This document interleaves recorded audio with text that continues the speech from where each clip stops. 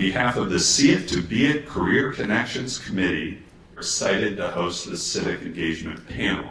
I'm Mr. Dunn, I'm the head of the Social Studies Department, and this morning we have the privilege of hearing from elected officials who've dedicated their time and talents to public service. First, we want to extend our sincere gratitude to our panelists for joining us. Your insights are incredibly valuable, and as we explore the roles and responsibilities of those who serve our community. As we begin, we ask that everyone gives our panelists their full attention. This is a unique opportunity to learn directly from those in office, so we encourage you to listen, reflect, and think about the connections to your own lives. We've scheduled about 45 minutes for today's panel discussion, and we're going to leave some time at the end for some student questions, which were prepared in advance. We want to emphasize that this is a nonpartisan event. Our discussion today is not about political debates or party affiliations. It's about understanding the responsibilities and career paths of elected officials. It's centered on public service, leadership, and civic engagement, values that matter to all of us. Lastly, if you're here and you're missing a class to attend this event, please be sure to check in with Ms. Sabin in the foyer on your way out. She'll scan your ID for attendance purposes. So with that, let's get started. Please join me in welcoming our panelists.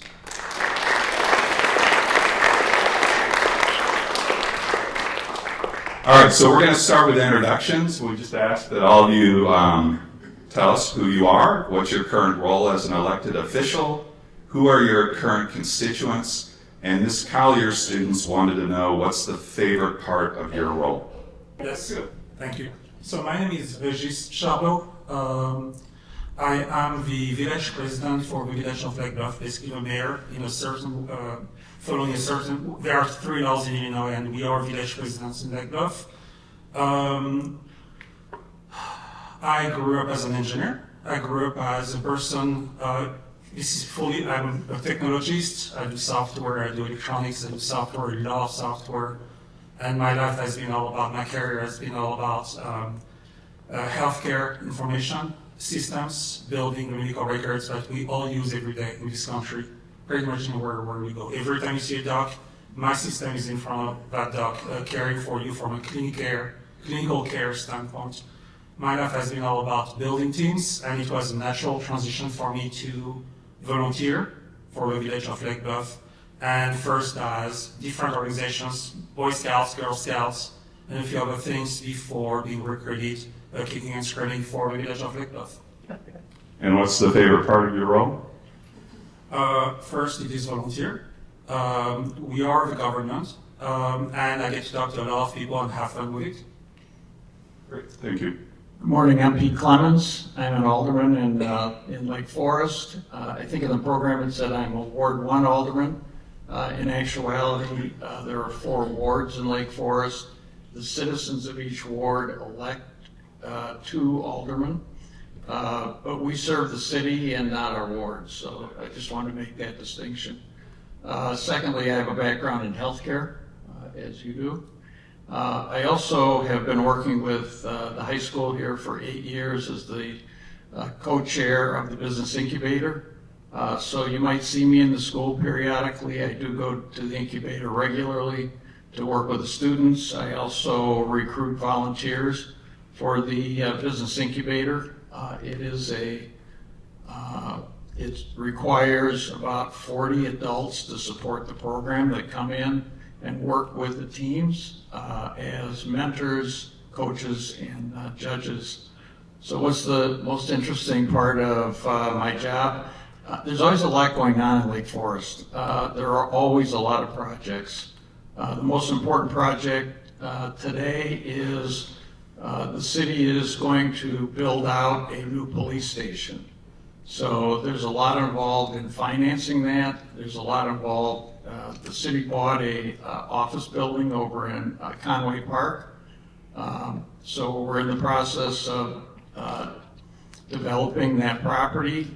When the police move out of their current location on Deer Path, the fire department will move into that property and there'll be a development of that property as well. So I can talk probably more on that when more questions come along. Thank you. Hi, good morning. My name is Carl Carrar. I'm a school board member of District 67, which is the elementary schools and the middle school here in Lake Forest. My whole professional, my adult life, I've really had public service from the very beginning. I volunteered and joined the Navy out of college. I went to the University of Wisconsin. I'm an engineer, civil engineer by trade. Traveled all around the world in nice places and some not so great places. And I think that really kind of guided me through my life of just being, wanted to give myself with public service in general. And as a civil engineer and what I've done, I've kind of continued that kind of process, mindset thinking of trying to make the world a little bit better place no matter where I go. When I retired from the Navy, the last duty station was up here at Naval Station Great Lakes. So my family, we settled in the area here, and a position opened up at the school board, and I put my name in the hat, and they selected me, and then I ran for election the following year. So it's been a whirlwind of a trip going through COVID and everything else. I would say that the best part of being a school board member is really working with the administrators and helping. I wouldn't say we're not guiding a whole lot of guidance. We're just getting the right. My fellow school board members in the audience. I don't know why she's up here. But the favorite part of it is really working with the administrators and seeing the energy and the enthusiasm from the teachers and the administrators in the district, and how the education process moves forward. And was so impressed with it as a parent that it was just really kind of a joy to be part of that as a school board member. So that's really the best part, and seeing all your happy, smiley, somewhat smiley faces out there right now is a good example of really some of the fruits of that labor. So great to be here. Good morning. I couldn't hear anybody. Good morning. Might be the only opportunity for all of us to talk together. So good morning, everyone. My name is Bob Morgan. I'm the state representative for the 58th district, which includes all of Lake Forest. So I'm your state representative in Springfield, our state capital. I've been in this job since 2019. This is my 7th year being the state rep. I have a background similar to several of us in healthcare, public health law. So every time you hear about communicable diseases or pandemics, that's legally my background, a lot of the work I've done at the state level. And it's been amazing to be in Springfield. We've had a lot of really difficult issues over the last 7 years. So my job is to represent all of you down there. So that actually gets to the best part of my job, which one of the best parts is literally meeting with you, meeting with young people who honestly don't have a vote yet, but the decisions I make in Springfield, the decision they make in DC impacts you. And so I love getting to meet with you and hear from you and learn from you so I can hear about the things we can do better. I live in Deerfield, my wife and 2 children, a 2nd grader and a 4th grader, and I really look forward to the discussion, but thanks for having me. Good morning. My name is Anthony Vega. I'm the Lake County Clerk. I was elected in 2022. So my constituents are all of you. If you live in Lake County, all 700,000 plus people, all of you are my constituents. And part of my job in this role is to administer our elections. We had an election day yesterday. So I was in the office at 5 a.m. and I got back home at 12 a.m. 12:30 this morning. So bear with me here as my brain is still trying to catch up. But my journey, has really been interesting after graduate school and my graduate degrees in public policy, because I knew I wanted to be in public service. I felt a need to be in service. And I started with Sierra Club Illinois, which is one of the largest environmental advocacy organizations. So I was an organizer, I was an advocate, and my area was Lake County, and I was mainly focused on transportation. And so that's how I got to know really great people in the county, including Bob. That's how we met way back then. And after that, I was appointed Chief of Staff for the Lake County Sheriff, working on criminal justice issues and our grants. And then that led me to the moment where I decided to run for office. And it's been labor of love being county clerk in terms of protecting our elections and again, modernizing our election infrastructure, especially as we were having really important discussions about what should elections look like in the United States. And so it's it's been a really a privilege to serve. My favorite part, similarly like Bob, is to speak with my constituents, with young people. I was a high school student election judge way back over 15 years ago. So I was a junior, and that was the bug that bit me to be in service. And so anytime I get to be in front of young people, whether you're high school or you're college or you're young professionals, that's really the favorite part of what I do, because I think government should reflect these young voices, these voices that are historically underrepresented. And so to me, if I can be an example, that's something that I really, really love to do. Great, thank you. The next question for everyone is also for Ms. Collier's students. When you were a kid, did you want to work in government? If not, what led you to be interested in it?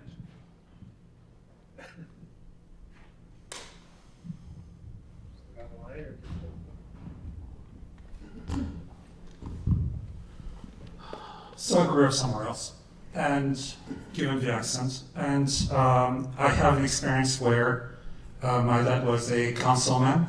The village was 256 people. The village hall was about 1,100 years. The walls were 1,100 years. The table for the council was 700 years.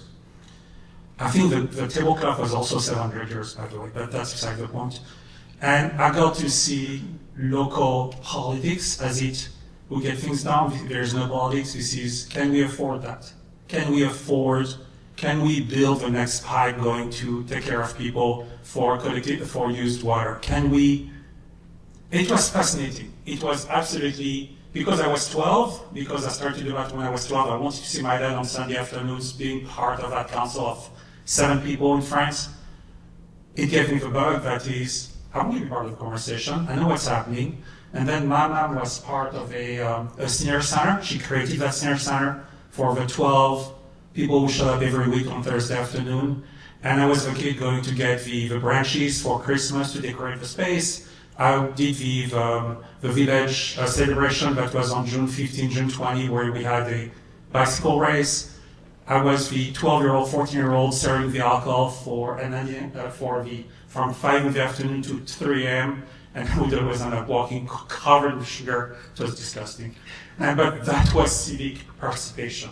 That is what is, we are a community. This is not a remote, virtual, abstract notion. Government is us. We are the people doing that. If you're not happy, go talk to that person. That person, I swear to you, will listen to it. Go to the village of Lake Bluff. Go to the lectern at 7:15 p.m. Talk to people, and we'll have 7 people absolutely listening to you. That is government. This is not somebody 200 miles away. This is somebody who is your parent, your friends, your anything. From a government standpoint, I want to hear your voice. And by the way, you're not too young to actually participate to that. I'm looking for people such as you to be in voice advisory boards. That's what it is for. Thank you. When I was in high school, I didn't have interest in, we had a student council, we had a class president, vice president, they were friends. But I wasn't very interested in politics at that time. I did go to work for Baxter Healthcare with Becton Dickinson and also Siemens. And at each one of those companies, I did the government contracting for these companies. So I was engaged with doing business with the government. So how did I get involved in government here in Lake Forest? We have a caucus system here. Our candidates are chosen by the citizens of Lake Forest. There are 43 people on the caucus. They are chosen by election to sit on the caucus and make decisions about people that can fill really 120 different volunteer jobs in Lake Forest. So how did I get involved? Well, I had a neighbor that was on the caucus as a ward chair, and he came to me and he said, "Would you like to get on the caucus?" No idea what it was. But I did get on it, and after you have a 3-year term, and as I sat on the caucus, I became president of the caucus, And I think that was really my how I got started in it. We can talk a little bit more about it, but the caucus is nonpartisan. So these 120 volunteer positions in Lake Forest, which are mayor, city council, school board, planning commission, zoning, I can go on, there's 22 different positions. The caucus is looking for people that have the qualifications to fill those positions. So, thank you. So much like a lot of you, I said as a young person, all I could think about is becoming a school board member.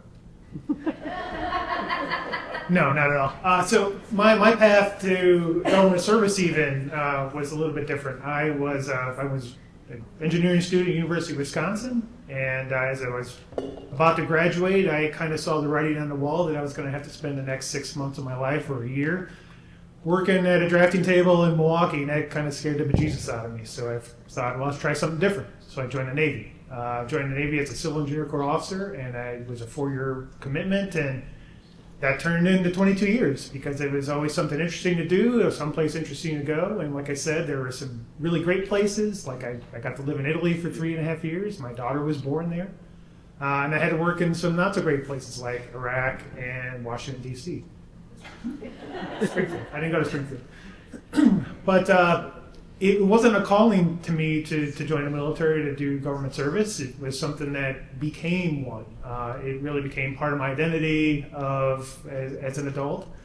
And when the school board position opened up, I was so excited about my daughters and their experiences at Sheridan Sheridan Elementary School. I just want to be part of that great team. So that's really why I joined it, and it's been a great experience since then. But no, there was no aha moment as a teenager that I wanted to join the Navy or just become any part of any kind of government entity, other than I like to build stuff, and this is part of that building process. What's cool about this panel, you've probably started to get a sense, is there's a lot of different experiences here and a lot of different things that we do and a lot of different ways to make a difference. Right, we all have very, very different jobs. When I was a kid, I said I wanted to be a civil rights lawyer, and the reason that's connected to what I'm doing today is the general premise that I wanted to make a difference, and I want to, if I saw something that I thought was wrong, to kind of combat that and to deal with that. If I saw injustice, it's kind of cheesy, but if I saw injustice, I wanted to fight against that. That was my motivation, and so when I saw we're a nation of immigrants. My great-grandparents were killed in the Holocaust because of the immigration policies that kept the United States from having an open door for them to leave Nazi Germany in 1938-39. So like that part of my story, we all have that at some point in our history. And for me, when I saw in 2016 and 17, the United States start to close their borders again, particularly those who are trying to escape some really difficult situations, that was my motivation. I saw what I believe to be injustice, right? So you're going to see stuff, you see it all the time now as students in your age, things that you think are wrong, things that you think could be done better, right? That is really the core of what you're hearing from all of us. I know we all have different stories about how we got here, but that for me was the baseline. That's why today when I'm in Springfield, we're still talking about 1,000 different issues, but the commonality behind all of it is what are the things that we can do better and how we can make lives better across the board, no matter where they are and what challenges they're facing. So for me, I actually wanted to become an immigration attorney. That's still technically part of my to-do list at some point in the future, but it seems every time I'm about to take the step of studying for the LSAT and doing through that process, something else comes up. And I mentioned in my first answer that I was a student election judge, and so my civics teacher actually encouraged me to get an internship with a state senator because he saw that I was really gravitated towards that. And so I did a lot of casework with State Senator Jackie Collins, actually. And then I went to Springfield, and it was the most boring day of my life. And I said, never again. Like, this is terrible. I was just put in an office while things were happening, and I was still too young to understand what was going on.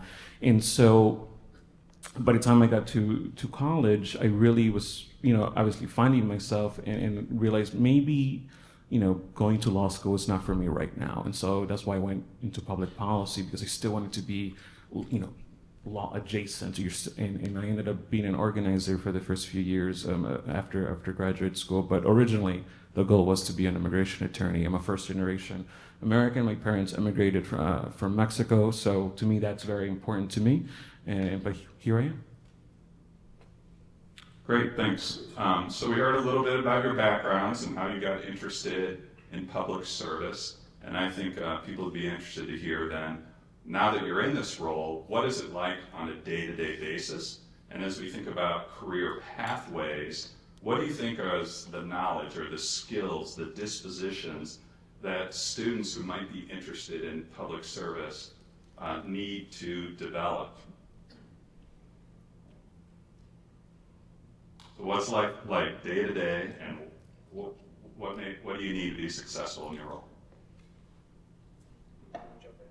So as county clerk, my role is an executive level role. You run an office. You, as chief election authority, the Illinois Election Code gives me the rules about how to conduct elections, but the how really is left up to the county clerk. And so part of the skills that I think that you need in public service is knowing how to listen. If you can't listen to your team, to the members of the public, you're not going to go very far. You have to learn how to bring people together from varying different perspectives to move forward in a common goal.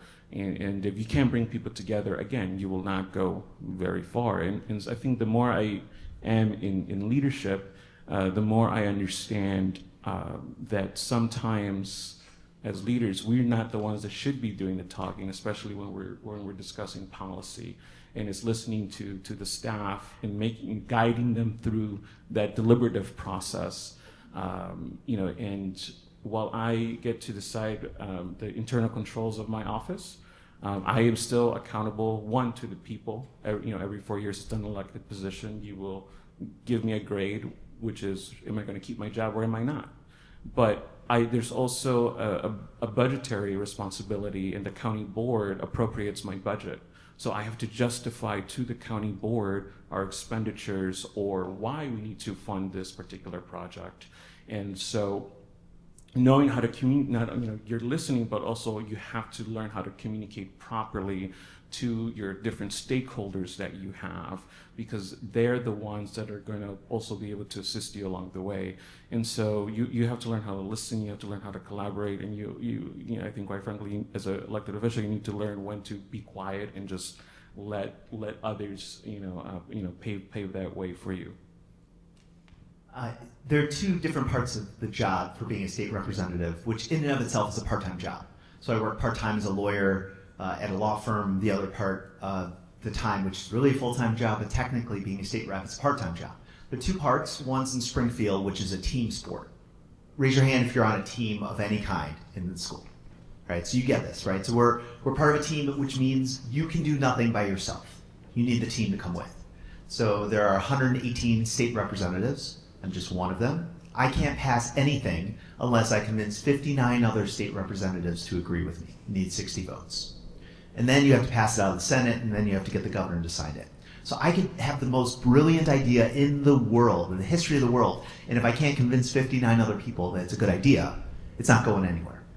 More importantly, if I'm not listening, to Anthony's point, if I'm not listening to what a state rep in East St. Louis, southern tip of Illinois, or Peoria, or Chicago, or just north of me in Waukegan in North Chicago, if I don't listen to what their needs are, what their community is talking about, I'm never going to pass anything. So it literally is a team sport. It's constantly trying to learn other people's motivations, the biggest issue in their communities, their personalities. And just like a team, there are some people that have really strong personalities that might not be so nice, other people that might be really nice but ineffective, and everything in between.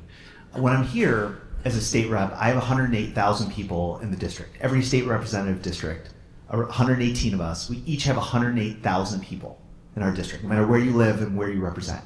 So my job is to do my best to listen to 108,000 people who will never agree on everything. In fact, they're not going to agree with everything I do, no matter who they are.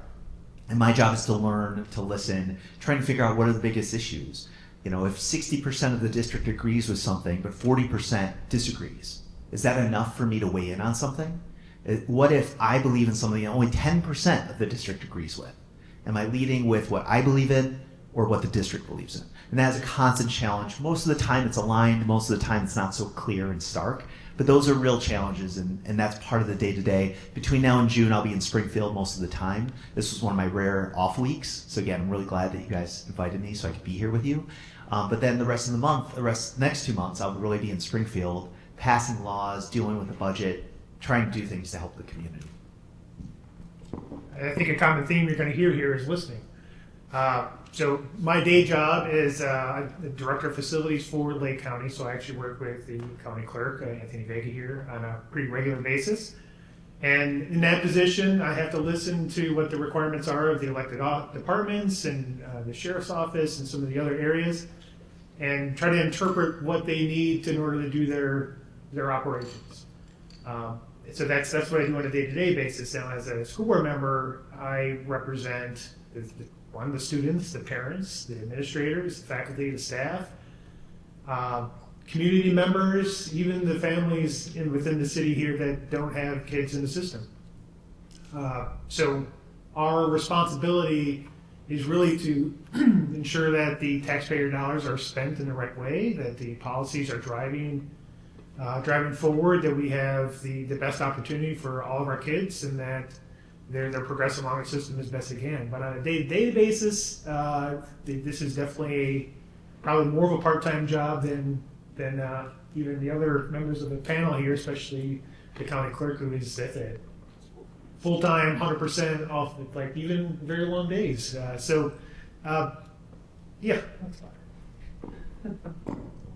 fine. Lake Forest is a alderman, city manager run city. The aldermen comprise the city council. There are 8 members. The city manager runs city services. So city council has oversight on everything that takes place in Lake Forest that's within their purview of within city services. So city council meets twice a month. Our agenda covers everything that is going on in the city. So this is how every penny is spent, what the priorities are. The city council votes on what are going to be the priorities, what are we going to spend our money on. The city does run a balanced budget. And so we meet twice a month on Monday nights. It is a public meeting, so you are certainly welcome to come to City Hall and sit in. You can also watch these city council meetings. They're streamed live. And so next month we get an agenda for each council meeting. They can be as short as 40 pages long, and they can be 200 pages long.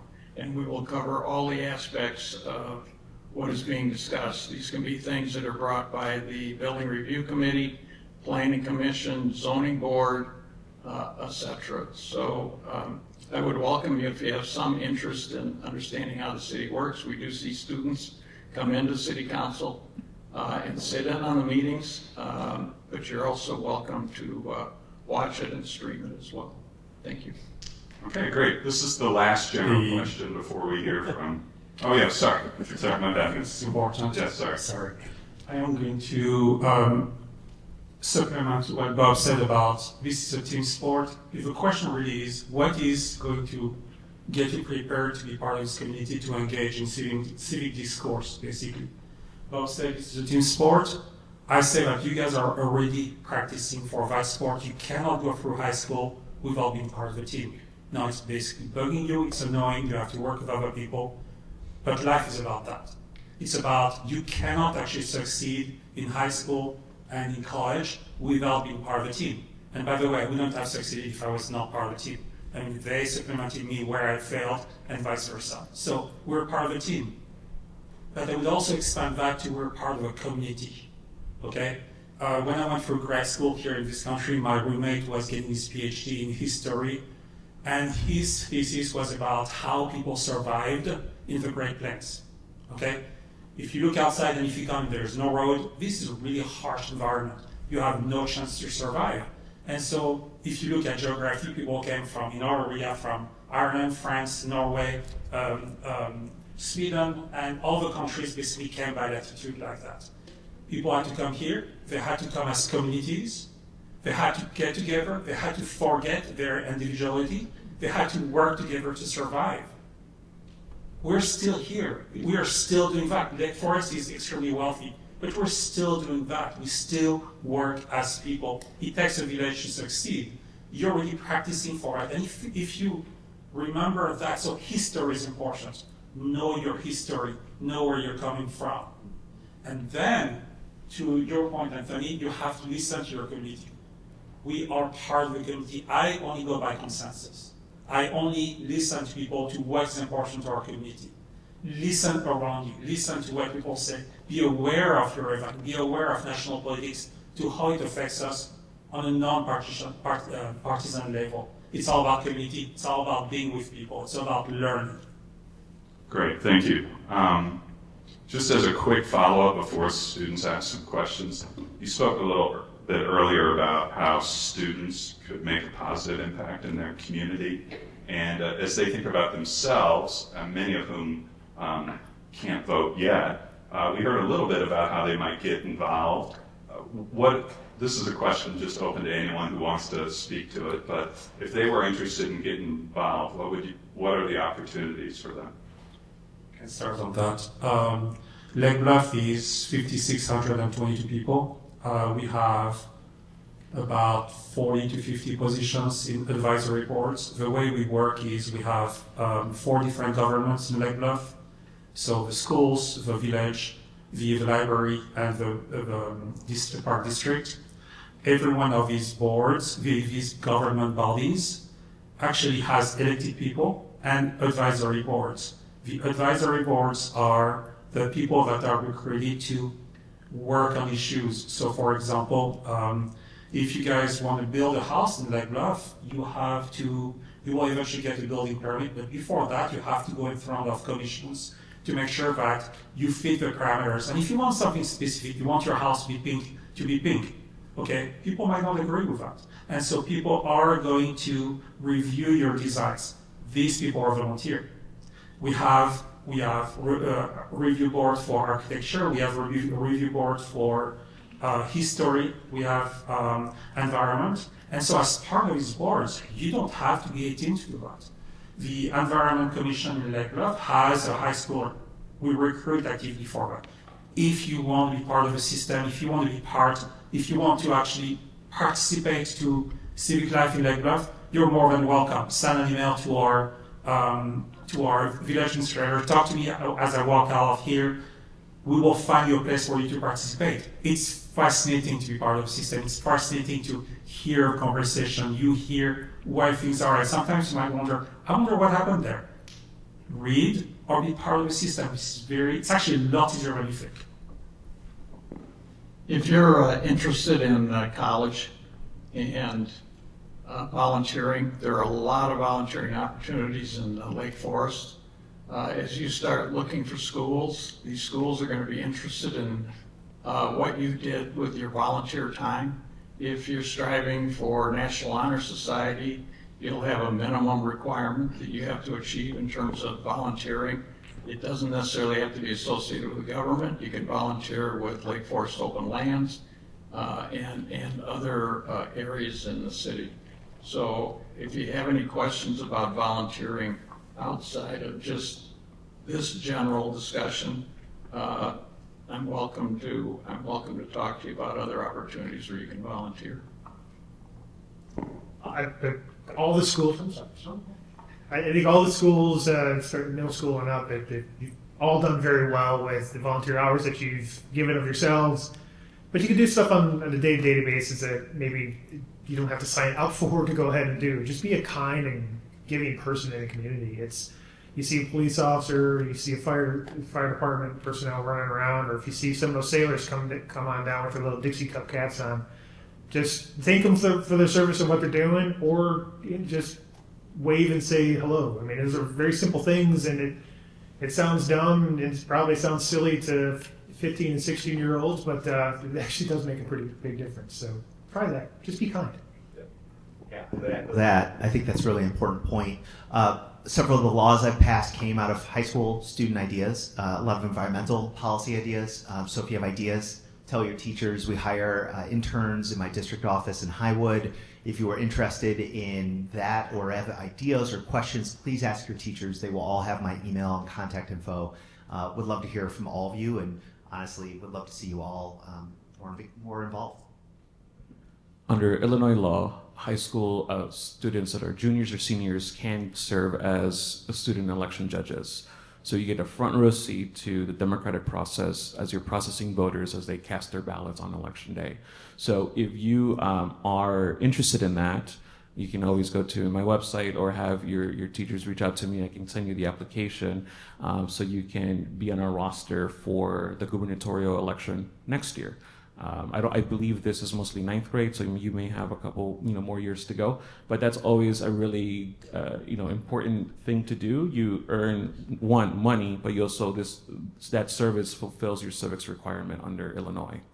I will also say, once you're in college or even if you're in high school and you want an internship and you really want to know how county office works, always reach out. My office is working on developing a formal internship program, because we always have these requests of a student who is interested in what our office does and simply reaches out. And I respect those students that take the initiative. And so if they reach out and say, hey, do you have internship opportunities? Absolutely. We will make something work based on your program that you need it for, or if it was just for the work experience, we'll make it work. Great. All right, so we have about 10 minutes, and so I think we have 3 students who are ready to come up and ask some questions.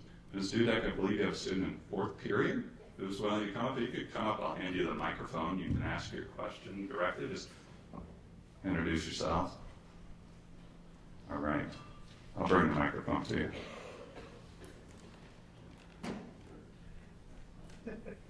This question is for anyone on the panel. We were wondering, what's the biggest lesson you've learned by being in the position you currently hold? Thanks.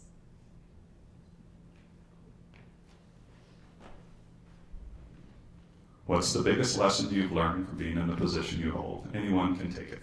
I'll jump in right away. So as I said earlier, I had a career in the Navy, and I'm currently a staff person within the county. So for me, I was a doer, right? I assign tasks, you go out and do it, and try to find the best solution and press forward on that. Being a county board, or excuse me, but being a school board member is a little bit different. And at the executive level, we're all dependent on the staff in order to bring those solutions to us. So for me, it was the biggest challenge that I had was the transition from staff to the executive. And my day job during COVID resolved a lot of things as quickly as it could. That was my task, but to have to wait for those solutions to come back up, that was one of the bigger challenges. Could you tell us your name? I'm sorry, I didn't catch it. I'm Michelle. Hi, Michelle. I learned for myself that I'm pretty good at problem solving. So again, I talked about it being a team sport. One of my real skills is when there are complicated, controversial issues between different groups and different parties, kind of bringing them together, even when I'm not interested directly in any of it. Just it's something that I'm particularly good at. To Anthony's point, and several others, listening to everyone's perspective and trying to find a way to pass laws. It's something I didn't really know that was going to be my skill set, but in the legislature, that's something that I'm known for. I can answer that one. I do not have 700,000 people to take care of. I can tell you, we're only 5,000, 6,000 people. The point is, I did not come with an agenda. I didn't have things to do. That was not the deal. The deal was, hey, let's work together. Let's get things done. The best example was we lost a lot of trees in Lake Bluff with the storms in the last 10 years. So the program was 25 trees a year. We planted them with our white oaks, red oaks, and a few more species, local native species here. And constituent, she's an architect, she's awesome. She said, you know what, you lose about 56 trees a year for the past 10 years. You guys are short of your 25 trees. And so the 7 of us looked at each other on the board and we're like, yeah. And we turned to our village administrator and we said, okay, how much does it cost? He said, whatever that was costing per tree is about 3 hours of work per tree. And we said, well, you know what, we need to replenish our tree stock. And by the time we were done, about 25 months later, we had a program to plant 100 trees a year. The trees were mature, more mature than what we started with. We had the money to pay for it, and we're done. That's it. That's what community should be. So I mentioned earlier that I was in healthcare and worked for several large corporations. You kind of go about your life when you're on the business side of things, really getting services from the government. The government can be something you maybe complain about as you're raising your family and going about life. The thing I learned was that government here in Lake Forest is a business. The city hires excellent people. The people that work for city services work as hard as anybody else on the business side. They're very collaborative. If a citizen in Lake Forest requests something done, they get concierge service here. So this was pretty eye-opening for me, and it's been actually really fun to work with the city and be part of the decision-making process. All right, Mr. Sofer, you have a couple of students, so we're going to ask our last question.